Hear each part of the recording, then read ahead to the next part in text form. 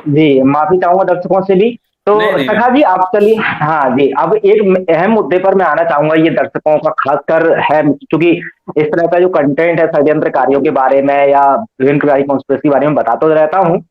लेकिन एक शब्द है न्यू वर्ल्ड ऑर्डर, जिसके इर्द-गिर्द ये सब टॉपिक चलते हैं, चाहे वो जबरन टीकाकरण कह लो या ये जो महामारी के नाम पर खेल रचा गया था। सबसे पहले एक सीधा सवाल का मैं सीधा जवाब जानना चाहूँगा, क्या आप न्यू वर्ल्ड ऑर्डर के अगेंस्ट हैं? देखिए, मैं आपको थोड़ा सा ये न्यू वर्ल्ड ऑर्डर शब्द की जहां तक बात करें तो देखिए, अब तो न्यू वर्ल्ड ऑर्डर की साइट वगैरह आप खोल के देखें, आपको कुछ भी नहीं मिलेगा। हाँ, जी, बिल्कुल। कुछ समय पहले वो साइट्स थी और उनपे कुछ लिखा हुआ था, वो सब देख के बहुत सारी बातें चली थी। तो हुँ, न्यू वर्ल्ड ऑर्डर की ये साइट बनना भी एक कॉन्स्पिरेसी ही का हिस्सा है। उस पे ये बात डाले जाना, देखिए हमेशा ध्यान रखिए, किसी भी विचार के अगेंस्ट अगर एक विचार मैं स्वयं डाल दूं तो विचार हुँ, आपस में गोल गोल घूमता रहेगा। जी, क्योंकि अगर मैं कहूं कि आप मेरा विरोध करते हैं तो आप जी, मेरे कुछ विरोधियों को अपने पक्ष में जोड़ रहे हैं, लेकिन इसके जी, अगेंस्ट आप अगर मेरा विरोध करते हैं तो आपके विरोधी मुझसे स्वतः जुड़ जाते हैं। बिल्कुल, ठीक है। सही बात। तो हाँ, उसी बिल्कुल। उसी तरीके से कि जब हम कोई बात करते हैं, जैसे अगर मेरी कोई एक मुझे कुछ लोग मानने वाले हैं, कुछ रेपो बनी हो, तो वहां पे अगर मैं अपनी बात कहूंगा तो वो लोग तो मानेंगे, लेकिन इसी बीच बहुत से लोग हैं जो मुझे नहीं मानते हैं, तो वो उस बात का विरोध करके एक अलग दुनिया भी बसाएंगे। जी, तो फूट डालो राज करो, ये ये जो नीति है, इस नीति का आधार ही यही है कि एक विचार से संबंधित एक और विचार मार्केट में डाल दो। जी, और अगर जैसे मैं कहूं कि एक छोटी सी बात है, मैं आपसे पूछूं जी, जी, कि क्या आप झूठ बोलते हैं, मैं आपसे बिल्कुल। पूछूं। हाँ, हाँ, बोलता हूँ। इसका मतलब आप सच बोलते हैं। बिल्कुल शानदार। जी। है ना, कि अगर मैं आपसे पूछूं कि आप झूठ बोलते हैं और आप कहें हाँ बोलते हैं, इट मीन्स आप सच बोलते हैं। तो जी, तो ये जो न्यू वर्ल्ड ऑर्डर के संबंध में बात है, ये न्यू वर्ल्ड ऑर्डर मैं ये मानता हूं कि इस दुनिया में एक तरफ तो षड्यंत्रकारी हैं जो अपने षड्यंत्र को किसी से खोल के कुछ कहते नहीं, और हुँ, जब वो दुनिया में इसको ला रहे हैं न्यू वर्ल्ड ऑर्डर को, तो उसके पीछे उनके लॉजिक इतने अच्छे हैं कि उस लॉजिक के हुँ, आधार पे बहुत से बड़े बड़े ताकतवर लोगों को उन्होंने अपने पक्ष में किया है। फॉर एग्जाम्पल एक बात कहता हूं, कल मैं हुँ, मोदी जी का एक भाषण सुन रहा था जिसमें वो कह रहे थे कि दोस्तों, कोरोना के आने के बाद दुनिया बदल रही है, एक नए हुँ, तरीके की दुनिया हो रही है। अब इस दुनिया में एक नया मतलब ऑर्डर चलेगा। वो न्यू वर्ल्ड ऑर्डर को जब बोलते हैं तो वो कहते हैं एक नया वर्ल्ड ऑर्डर टाइप का दुनिया अब होने वाली है। अब देखिए, बात अब इन्हीं को जोड़ के जो विरोधी वो कह देंगे न्यू वर्ल्ड ऑर्डर की बात कर रहे हैं, वो नई दुनिया की बात कर रहे हैं। अच्छा, मैं भी नई लड़ाई की बात कर रहा हूं, मैं भी जी, तो कह रहा हूं कि अब ऑनलाइन लड़ाई का वक्त आ गया। तो हुँ, सच बात तो ये है कि न्यू वर्ल्ड ऑर्डर एक अपने आप में एक ठस चीज है, षड्यंत्रकारी और जो भी कह लो। अब न्यू वर्ल्ड ऑर्डर के हम नाम पे लड़ने लगे, ये सब मैं बकवास मानता हूं, इनको दरकिनार करता हूं। मैं सिंपल सी एक बात कहता हूं, जी, आप आजाद हो, जी, आपको एक व्यवस्था गुलाम बना रही है, हुँ, वो व्यवस्था के पीछे किसी का विचार शामिल है। हुँ, आपके पास विचार है तो आप उस विचार से लड़िए, और जब आप उस विचार से लड़ने लगते हैं तो जल्दी आपको पता चल जाता है कि षड्यंत्र क्या है। देखो, आप पुलिस वालों से लड़ते हैं तो आपको आपको प्रश्न आएगा, यार इन विचारों का क्या कसूर। आप हुँ, मतलब मंत्री प्रधानमंत्री से लड़ते हैं तो आपको ये आएगा कि वो भी कहीं से हैं बंधे हुए। या आप WHO से लड़ते हैं, विश्व बैंक से लड़ते हैं, तब भी आप किसी संस्था से लड़ रहे हैं, यानी आप अपने विचार को कमजोर कर रहे हैं किसी एक चीज से। आपके पास एक ही ताकत है और वो है आपका विचार। दिमाग। तो आप जिस विचार से ये विचार निकला है कि दुनिया को गुलाम बनाया जाए, उस विचार से लड़ो। और जब हम उस विचार से लड़ने लगते हैं तो हमारी ताकत कई गुना बढ़ जाती है। फिर पुलिस वाले तो छोटे हैं जी। फिर ये मंत्री प्रधानमंत्री तो छोटे हैं। सनातन काल से आज तक, जब से पृथ्वी का आरंभ हुआ, जब से अस्तित्व का, जब से ब्रह्मांड का, जब से गैलेक्सी का, जब से मिल्की वे का आरंभ हुआ, तब से लेके आज तक एक ही लड़ाई चलती है, पदार्थ की, मैटर और नॉन मैटर। अब मैटर के साथ दो चीजें जुड़ी हुई हैं, मैटर भी जुड़ा है, नॉन मैटर भी जुड़ा है। जैसे मैं बोल रहा हूं इस समय, ये पीछे से मेरे कौन बोल रहा है? पीछे से नॉन मैटर बोल रहा है। अभी वो मैं मर जाऊं तो शरीर तो रहेगा, मैं यहीं बैठा रहूंगा, लेकिन पीछे से बोलने वाला चला जाएगा। तो इस शरीर की ताकत है नॉन मैटर। अगर आप मैटर से लड़ते रहेंगे तो नॉन मैटर को कभी समझ नहीं पाएंगे। आप उस विचार से लड़िए जो विचार मेटलिस्टिक थॉट के साथ आपके नॉन मैटर को समझे बगैर ये सारी लड़ाइयां और ये सारे षड्यंत्र आपके खिलाफ बनाया है। बात थोड़ी मेरी समझने के लिए शायद एक दो बार वीडियो देखना पड़ेगा लोगों को। जी बिल्कुल। लेकिन मैं जो कह ये रहा हूं कि अगर हम उस विचार को सोचने की कोशिश करें जो हमें गुलाम बना रहा है, तो हमें जल्दी ये बात समझ में आ जाएगी कि मामला हो क्या रहा। विश्वास मानना, ना तो आज तक मैंने न्यू वर्ल्ड ऑर्डर पढ़ा है, ना मैं किसी तरीके के कोई कागज पढ़ता हूं। मुझे तो ये जो सारे आते हैं कागज, ये बस आ जाते हैं, जो बच्चे पढ़ने काम करते हैं वो करते हैं, मैं कुछ भी नहीं करता। लेकिन मुझे न्यू वर्ल्ड ऑर्डर के तहत दुनिया किस तरीके की बनाने की कोशिश की जाएगी ये समझ में आ जाता है। क्योंकि एक इंसान होने के नाते मैं ये भी समझ रहा हूं कि हम जिनके लिए लड़ रहे हैं वो भी तो कुछ गलतियां कर रहे हैं, वो समझ ही नहीं रहे बात को। और यही बात जो बड़े नेता हैं वो भी कहते हैं कि ये जनता मूर्ख है, समझ ही नहीं रही, तो इसकी सुनो ही मत। फिर ऐसी जनता को हटाने के उपाय करती। तो न्यू वर्ल्ड ऑर्डर का विचार कोई भी समझदार आदमी जब बैठेगा तो उसे समझ में आ जाएगा कि यदि उसे दुनिया पूरी कंट्रोल करनी हो तो वो पहले क्या क्या कंट्रोल करेगा जी, और क्या क्या चीजें लाएगा जो दुनिया वो अच्छी कर सके।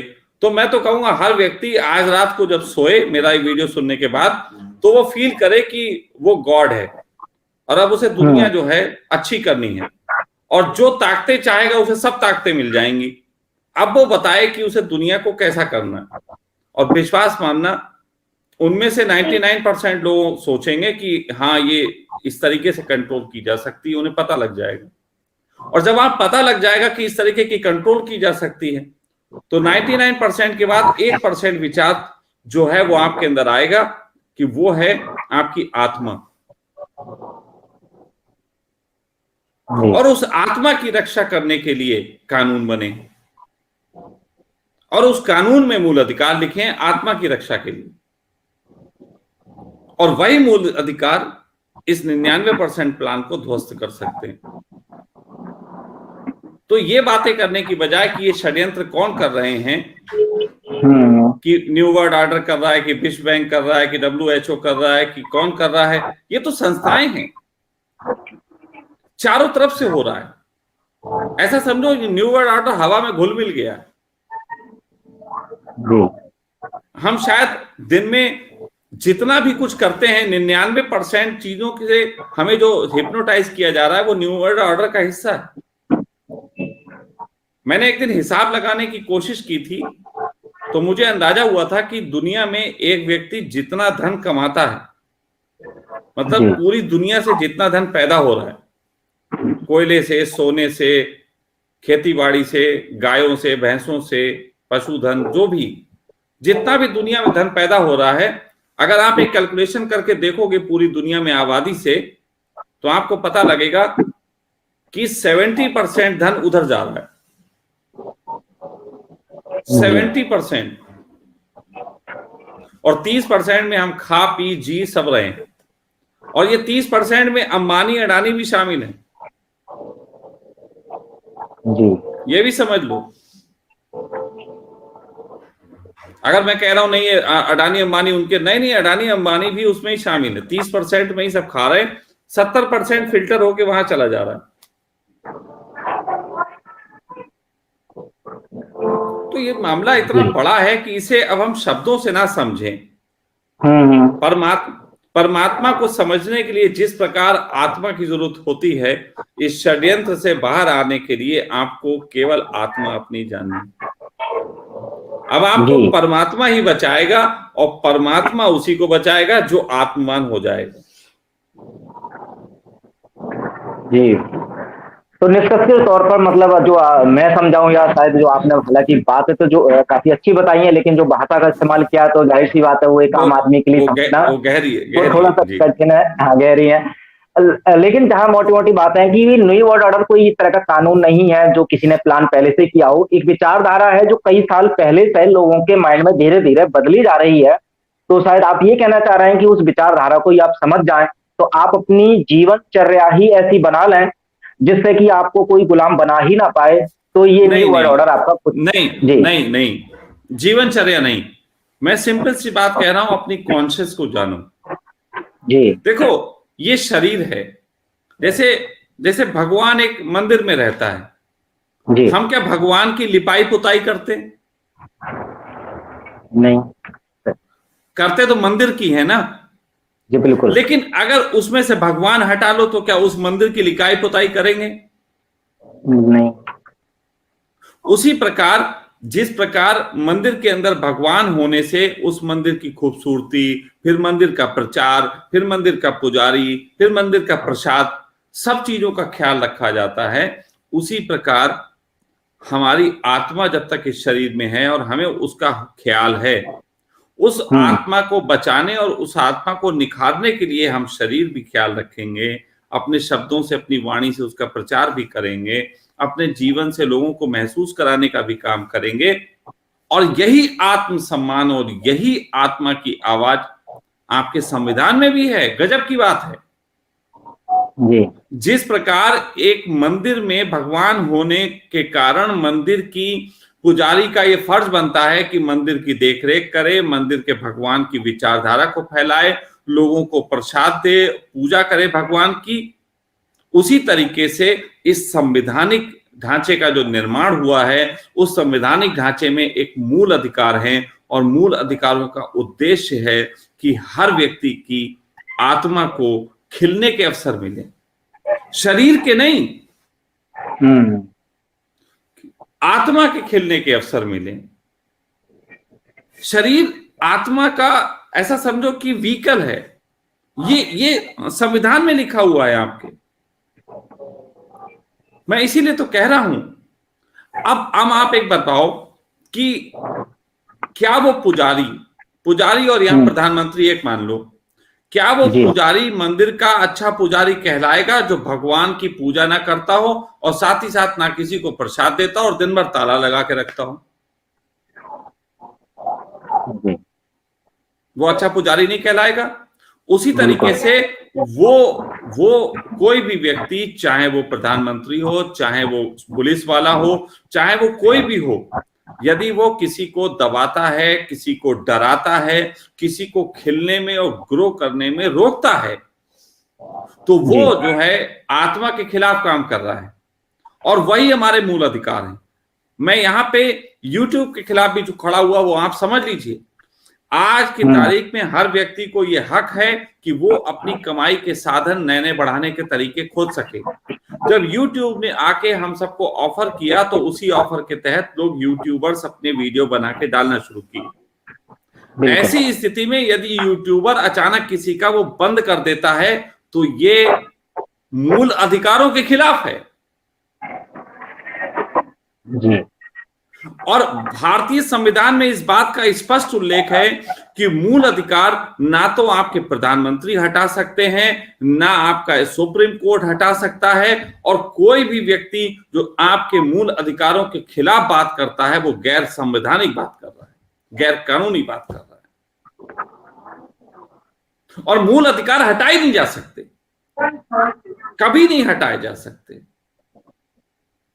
मैं यहां पे बहुत बड़ी बात बोल रहा हूं, आपको लड़ने का ढंग सिखा रहा हूं जी कि मूल अधिकार को पहचान लेना, आत्मा को पहचान लेना, फिर समझ में आता है आत्मा को खिलने के लिए क्या क्या चाहिए। आत्मा को बचाना नहीं है, फिर समझ लो, आत्मा को जी बचाने के लिए मूल अधिकार नहीं है, आत्मा को खिलाने के लिए अधिकार है। आत्मा तो मार ही नहीं सकता कोई, उसको बचाने के लिए बिल्कुल कोई कानून बन ही नहीं सकता, आत्मा को खिलने के लिए कानून बन सकता है। कोई भी कानून जी जो बनेगा वो मूल अधिकार के खिलाफ हो ही नहीं सकता। इसीलिए हमारी इस लड़ाई में हमारे पास एक ही हथियार है, वो है मूल अधिकार। जी, बहुत ही शानदार। अच्छा सखा जी, जो आपने अभी आत्माओं की बात की है आपने, चूंकि आत्मा किस तरह से खिलेगी, उसके लिए जाहिर सी बात है पहले आत्मा को या जो परमात्मा हमारे भीतर है उसको समझना जरूरी है। नहीं, जब आत्मा को हम जान इतनी लंबी फिलॉसफी में जाओगे तुम अपने दर्शकों को भटका दोगे, सिंपली सी जी बात कह जी रहा हूं। जी, तो हाँ, मैं निष्कर्ष के तौर पे ये चाहता हूँ कि एक थोड़ी मैं सुनो सिंपल भाषा सुनो में आप आप दर्शकों को बता दें। जी ये जुबान जी जी। ऐसे ऐसे करके हिलाओ, आवाज निकलेगी नहीं। नहीं। बिल्कुल। ये आंखें जो हैं, रात में मैं सो रहा हूं, आप ऐसे करके खोल के देखो, कोई दिखाई देगा? जी नहीं।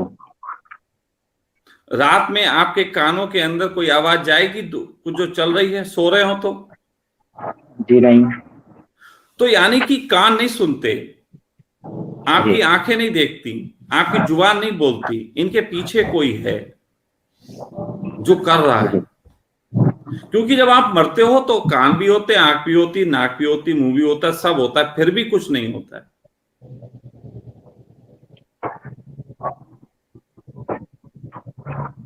तो मैंने ये कहा कि ये मैटर है, जिसे आप देख रहे हो ये मैटर है, जी इसके पीछे कोई है नॉन मैटर है। जैसे गुब्बारा जो आपको दिखाई दे रहा है, गुब्बारे की हवा सब कुछ है, गुब्बारा ऊपर ऊपर तो बेकार है, गुब्बारे की मेन है हवा। जी तो आप आत्मा की लंबी चौड़ी बातें मत जानिए, ये जानिए कि आत्मा के बगैर आप कुछ भी नहीं, आप बोल भी नहीं सकते। बिल्कुल बिल्कुल। चलिए, इस टॉपिक के बाद फिर से न्यू वर्ल्ड ऑर्डर के कुछ और महत्वपूर्ण सवाल हैं, उन पर आते हैं, और फिर एक दो सवाल हैं, उसके बाद हम लाइव को एंड करेंगे। अभी वैसे तो आपने बहुत सारी एक्सप्लेन किया न्यू वर्ल्ड ऑर्डर के बारे में, और एक अलग ही विचारधारा सभी दर्शकों को सुनने को मिल गई होगी। लेकिन अब चूंकि मैं बात कर रहा हूँ जो बाकी के क्रांतिकारी भी हैं, जिनको शायद आपने भी सुना है या उनके साथ उठना बैठना भी आपका, वो एक अलग कॉन्सेप्ट बताते हैं कि जैसे अभी न्यू वर्ल्ड ऑर्डर में कुछ एक पीडीएफ भी एक वायरल हो रही है, जिसमें लोगों को बताया जाता है कि इनके पूरे उद्देश्य भी है न्यू वर्ल्ड ऑर्डर के अंतर्गत कि ये one world one currency, one world one government, military हटा दी जाएगी, इस तरह की और भी बातें हो रही हैं। इसके साथ साथ एक जो अभी गर्मा गर्म टॉपिक है वो ये है कि एआई टेक्नोलॉजी, जैसे इस समय वैक्सीन या मास्क या ये कोरोना बहुत चर्चे में है, ऐसी फ्यूचर में आने वाली है जो एआई टेक्नोलॉजी सबसे गर्मा गर्म मुद्दा रहेगा। उसके अलावा ये जो दिमाग में या बॉडी में चिप लगाने की भी बात चल रही है, तो ये टेक्नोलॉजी के तौर पर इनके बहुत लाभ गिनाए जाते हैं। जैसे उदाहरण के तौर पर अभी जो दिमाग में चिप लगाने की जो एलन मस्क बात कर रहे थे, तो मैंने उनका आर्टिकल देखा, तो उसमें इतने ज्यादा फायदे गिनाए गए हैं कि आपके दिमाग में यदि वो चिप लग गई, तो आप सोचिए कि आपका जीवन कितना आसान हो जाएगा, कि आपके सोचने मात्र से चीजें ऑपरेट हो जाएंगी। तो टेक्नोलॉजी को एक आम आदमी को समझाना हो तो वो तो उसकी तरह अट्रैक्ट हो जाता है कि हाँ भी टेक्नोलॉजी है और ये आविष्कार हमेशा हमारी सुविधा के लिए ही होते हैं। उसका दूसरा पक्ष जो उसके कुछ घाटे हो सकते हैं, वो शायद वो नहीं समझ पाते।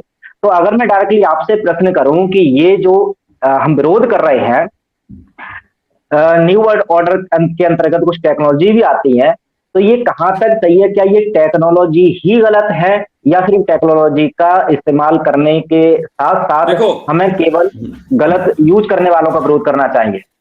देखो, मेरा मानना यह है कि जी यहां पे एक बहुत कमाल की बात है। अगर हम जैसे कि दो तरीके के विचार इस पूरी दुनिया में काम करते हैं धर्म को लेके, एक जी वो जो कहते हैं आत्मा है, परमात्मा है, और एक वो कहते हैं कोई आत्मा नहीं है, कोई परमात्मा नहीं है, केवल शरीर। ये दो जी विचार ही काम करते हैं, ठीक है। जी इसमें एक विचार जो मेटलिस्टिक है, जिसको लगता है कि बस इस बार शरीर मिला है और यही शरीर जीवन है, तो वो जो है इस तरीके से सोचते हैं कि शरीर है, और शरीर है तो एक मशीन है, उनके लिए शरीर एक मशीन है। वो मशीन की भाषा में सोचते हैं। अब मशीन की भाषा में जब सोचते हैं तो वो इसमें चिप लगा के इसकी ताकत बढ़ाना या इसमें और चीजें लगा के उन सबको बढ़ाना, इन सब की बातें करते। लेकिन मैं आपसे एक बात कहता हूं सुमित, जब मोबाइल नहीं आया था ना जी तो हमें लोगों के पीएनटी नंबर जो थे मुंह जबानी याद होते थे। जी बिल्कुल सही बात। आज हमें एक भी नंबर मुंह जबानी याद नहीं है। टेक्नोलॉजी ने हमें कितना ताकतवर बनाया, कमजोरी बनाया इंसान को तो। असल में ऐसा है कि टेक्नोलॉजी जो करती है वो काम, उस चीज को अगर समझने की कोशिश करें तो टेक्नोलॉजी किसके हाथ में है उससे पता लगता है।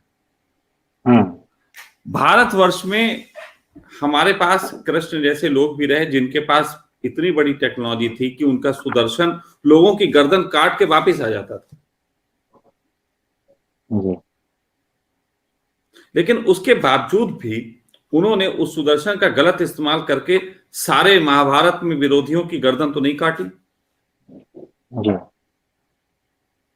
ठीक है।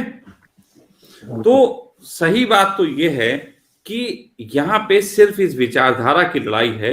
एक तरफ वो लोग हैं जो शरीर को केवल पदार्थ मानते हैं और पदार्थ के तल पे जीने की बात करते हैं, और उनकी बातें बहुत अच्छी हो सकती हैं लेकिन वो पदार्थ के लेवल पे अच्छी लगती हैं।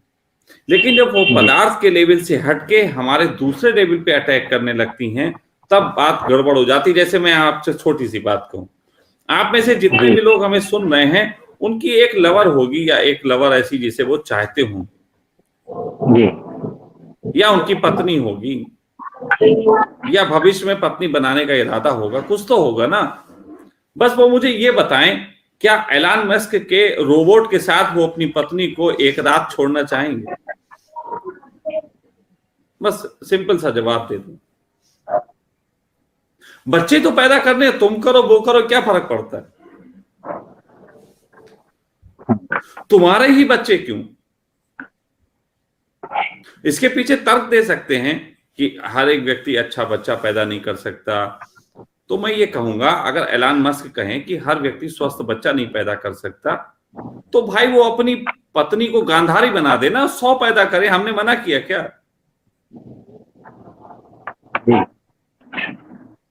एवोल्यूशन को क्यों तोड़ रहे हैं?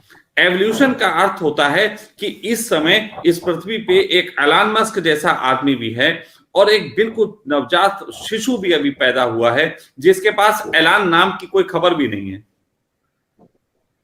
ये एवोल्यूशन है, नीचे से लेकर ऊपर तक। लेकिन एलन मस्क जैसे लोगों की तरह अगर दुनिया बनाने की कोशिश की जाएगी तो एक दिन पता लगेगा एलन मस्क जो है वो 80 साल के हो गए हैं और अभी जो नवजात शिशु पैदा हुआ है वो एलन मस्क ही है, और वो अपने अंगूठे से उनका पासवर्ड खोल सकता है। मतलब सब एलन मस्क हो गए। देखिए, यही नेचर की और यही इंसान की फितरत में अंतर है।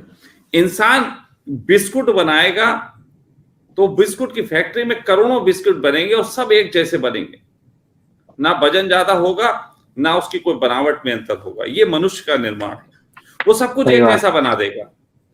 लेकिन परमात्मा अगर 2 गधे भी बनाता तो एक जैसे नहीं बनाता। बिल्कुल, परमात्मा गधे के साथ भी अन्याय नहीं करता। जी। तो बस इतना है कि न्यू वर्ल्ड ऑर्डर की कुछ बातें अच्छी हैं, दुनिया एक हो जाए, मुझे कोई एतराज नहीं। पूरे दुनिया में एक करेंसी चले, आई हैव नो ऑब्जेक्शन। मैं सच कहूं, पूरे दुनिया की सेनाएं हटा दी जाएं, इससे खूबसूरत बात नहीं हो सकती। लेकिन पूरे दुनिया में एक 2 तरीके की बातों का मेरा विरोध है। आज इस दुनिया में एलन मस्क भी एक समय कुछ नहीं था, एक साधारण सा बच्चा था, लेकिन आज दुनिया के सबसे बड़े पैसे वालों में शामिल हुआ। तो मेरी पहली लड़ाई इस बात की है कि इस दुनिया में ऐसी दुनिया का निर्माण कर रहे हैं जिसमें 95% लोग एक तरफ हैं और ऊपर के 5% लोग एक तरफ, और 5% के पास दुनिया में सब कुछ है। नीचे के लोग धीरे धीरे वहां पहुंच सकते हैं, अभी ये दुनिया है, लेकिन ये 5% लोग ऐसी दुनिया का निर्माण कर रहे हैं कि 5% टॉप पे वो रह जाएंगे और नीचे पे 30% पे लोग रह जाएंगे, बाकी 30 से लेके और 95 तक की सीढ़ी तोड़ दी जाएगी। मुझे इससे ऐतराज है कि मेरे जीन कोड में आप कोई ऐसी चिप लगाएं जो जीन कोड पे कब्जा कर लेती हो, और उसके बाद जो है वो जीन कोड आपके कहे पे हम कलर देखें, आपके कहे पे हमारी विचारधारा कंट्रोल हो। मुझे इससे दिक्कत है। दो बातों से मात्र दिक्कत है, सामाजिक असमानता, या ऐसा कह लीजिए समाज में एक ऐसी स्थिति का उत्पन्न होना कि एक व्यक्ति फिर टॉप का टॉप पे रहे और नीचे का नीचे रहे, वो वहां पहुंच ही नहीं सकता। इस तरीके की दुनिया का निर्माण खतरनाक है। और दूसरी बात, किसी के शरीर में घुस के उसके जीन कोड पे कंट्रोल करके या उसको परिवर्तित करने की कोशिश करना, ये मैं खतरनाक मानता हूं। और ये मैं यहां तक कहता हूं, अब तो कहना मैंने शुरू कर दिया है कि यदि मेरे पास कोई व्यक्ति ध्यान करने आता है तो मैं पहले पूछूंगा तुमने चिप लगवाई कि नहीं लगवाई, तुमने अभी इंजेक्शन ठुकवाया कि नहीं। अगर इंजेक्शन ठुकवाया है तो पहले उस पर मुझे तुम्हारी विचारधारा की एक टेस्टिंग करनी पड़ेगी कि अब तुम कितनी अपनी विचारधारा पे बचे हो।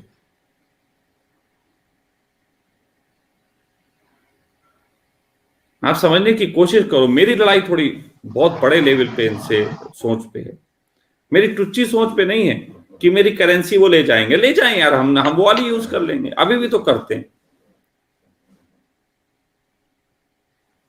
लेकिन फिर वो कह दें कि आपके खाते में इतने रुपए से ज्यादा हो ही नहीं सकते जी, इतने से ज्यादा होते ही आपको गिरफ्तार कर लिया जाएगा, तब फिर दिक्कत है। दुनिया में एक जो एम्बिशंस है, वो एम्बिशंस एक तरफ तो दिखती है फिजिकल, लेकिन एम्बिशंस कॉन्शियस का पार्ट है।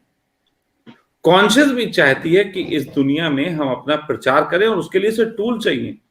जितना उन शैतानों को ताकत चाहिए दुनिया को कब्जा करने के लिए, उतना ही इस शशांक को भी मैटर चाहिए, उस मैटर के माध्यम से जिससे मैं दुनिया को बता सकूं कि आत्मा भी कोई चीज होती।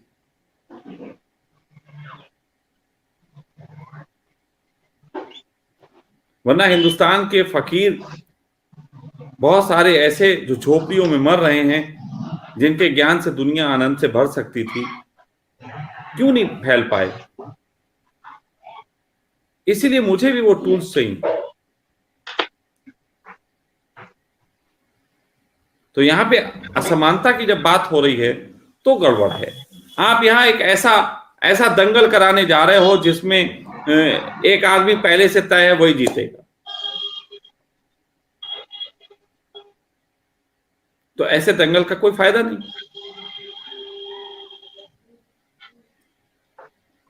तो मूल अधिकारों में समानता का अधिकार भी हमारा आता है। जी।